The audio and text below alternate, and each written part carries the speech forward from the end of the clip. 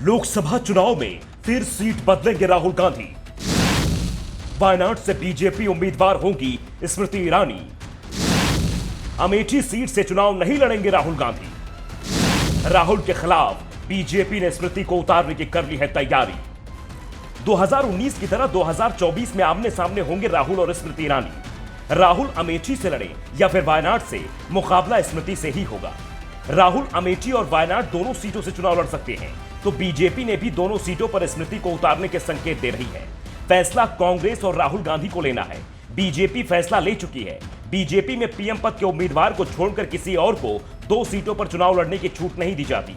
अटल बिहारी वाजपेयी और एल के आडवाणी के बाद नरेंद्र मोदी ही ऐसे नेता रहे हैं जो बीजेपी की टिकट पर 2 सीटों से लोकसभा चुनाव लड़े।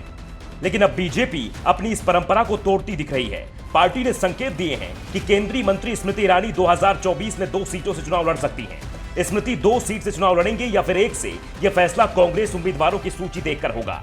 कांग्रेस की टिकट पर अगर राहुल गांधी 2 सीटों से चुनाव लड़ेंगे तो स्मृति ईरानी भी 2 सीटों से चुनाव लड़ेंगी, और जिस सीट पर राहुल गांधी कांग्रेस उम्मीदवार होंगी उसी सीट पर स्मृति ईरानी बीजेपी उम्मीदवार होंगी। स्मृति इस समय अमेठी से सांसद हैं और राहुल वायनाड से। राहुल गांधी वायनाड के साथ अमेठी सीट पर भी तैयारी कर रहे हैं, तो स्मृति ईरानी ने भी वायनाड की ओर रुख कर लिया है। वायनाड पहुंची स्मृति ईरानी के निशाने पर यहां के कांग्रेस सांसद राहुल गांधी ही रहे। उन्होंने राज्य सरकार के खिलाफ तो कुछ नहीं बोला, लेकिन राहुल गांधी को नहीं छोड़ा। स्मृति से राहुल गांधी पर अमेठी छोड़कर भागने का आरोप भी लगा दिया। कहा वो भागने वालों में नहीं है। दरअसल बीजेपी स्मृति ईरानी के सहारे कांग्रेस और राहुल गांधी पर दबाव बनाने की कोशिश कर रही है। 2019 के लोकसभा चुनाव में स्मृति ईरानी के हाथों राहुल गांधी को मिली हार के बाद से ही कांग्रेस राहुल गांधी की सीट को लेकर चिंतित दिख रही है। जिस तरह से 2021 के विधानसभा चुनाव में केरल से लेफ्ट की जबरदस्त तरीके से वापसी हुई है और प्रदेश में कांग्रेस का नेतृत्व 2-3 साल में कमजोर पड़ा है, उसका असर जमीन पर कार्यकर्ताओं के बीच भी दिख रहा है। दूसरी ओर बीजेपी कांग्रेस की कमजोरी का फायदा उठाने की कोशिश में जुट गई है। बीजेपी किसी भी तरह राज्य में मुख्य विपक्षी दल का दर्जा हासिल करने की कोशिश में जुटी है। इसके लिए पार्टी ने यहां की दूसरी अल्पसंख्यक आबादी ईसाइयों पर भी दांव लगाया है।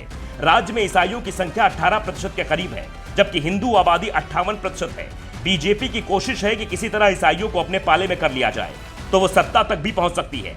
2020 से पहले ईसाई समुदाय परंपरागत रूप से कांग्रेस के नेतृत्व वाले यूडीएफ गठबंधन के पक्ष में वोट देता रहा था, लेकिन 2020 में केरल कांग्रेस मणिगुट के यूडीएफ से गठबंधन तोड़कर एलडीएफ के पाले में जाने से ये वोट कांग्रेस के हाथ से फिसल गया। वायनाड सीट पर ईसाई मतदाताओं की संख्या 21% के करीब है, जबकि हिंदू मतदाता 48% हैं।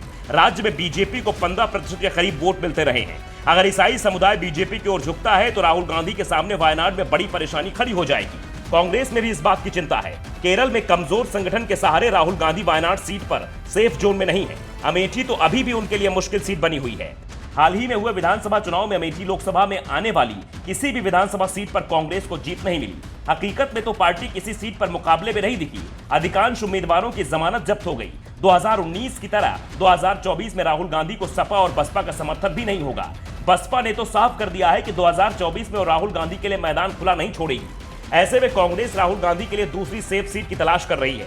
दावा किया जा रहा है कि राहुल गांधी को 2024 में तमिलनाडु की किसी सीट से चुनाव मैदान में उतारा जा सकता है। तमिलनाडु में सरकार डीएमके की है, जो यूपीए का हिस्सा है, और तमिलनाडु में डीएमके का कांग्रेस के साथ पुराना गठबंधन भी है। Bureau report, the Dhakad news.